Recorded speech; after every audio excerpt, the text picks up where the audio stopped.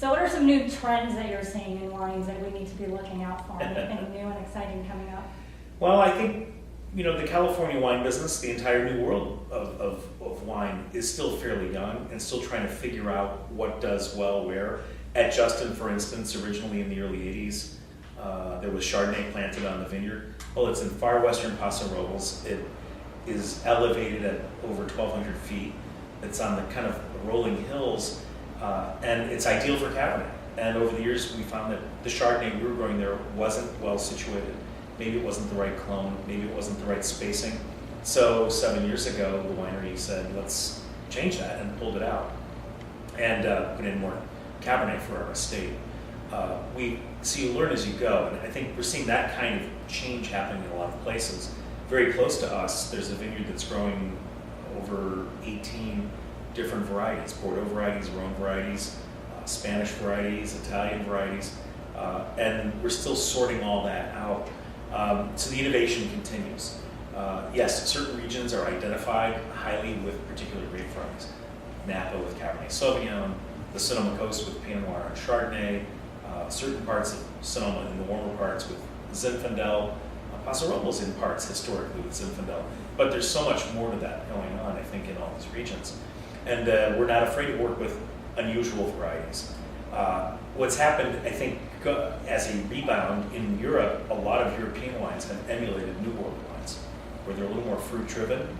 There's not as long a time in oak, perhaps. They're trying to bump up alcohol levels and get warmer, and they have gotten warmer, literally, over the last 10 to 15 years, where average temperatures are higher than they've ever been in Europe, at least known recorded temperature history. So that's changing a lot of what's going on in Europe, whether it applies to irrigation or planting different varieties in different places.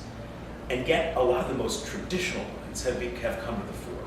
And sommeliers are really having fun with some of these amphora fermented wines from, say, Northeast Italy or Slovenia or Croatia, wines that are deliberately oxidative, also from the Jura, very old-fashioned wines that you would think we have pretty much supplanted with fresh and technologically appropriate wines. But they're exciting because of their kind of aberrations. They're a little oxidized. They may be discolored in ways that we might not find appealing normally, but you can really kind of crawl into them, and they do things differently than the styles of wines we're more accustomed to. How interesting is that in a blind tasting? It's very hard, but those are wines that, unless you have experience with them, you wouldn't really recognize. Mm-hmm. I remember being thrown for a loop by a classic wine, Fino Sherry, and you don't really get, if it's a really good fresh sherry, it smells like a lot of other really good white wines, and they're not that high in alcohol. It's a great table wine. And so identifying wines like that, if you're tuned into, is it Chardonnay or Sauvignon Blanc or Riesling, and you put a sherry in front of somebody, they're not going to think of it, And the same with some of these orange wines, as they're called, or some of the more oxidative styles of production. And it occurs in classic regions too, like Loire Valley. And they don't behave like the varieties as we have come to know them sometimes.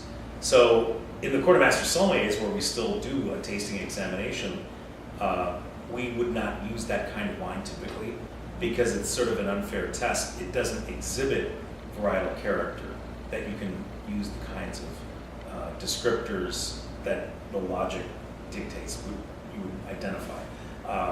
Wouldn't use the typical kinds of fermentation vessels or techniques or time in barrel or tank that is identifiable. So we tend to examine for classic wines of classic style, classic places.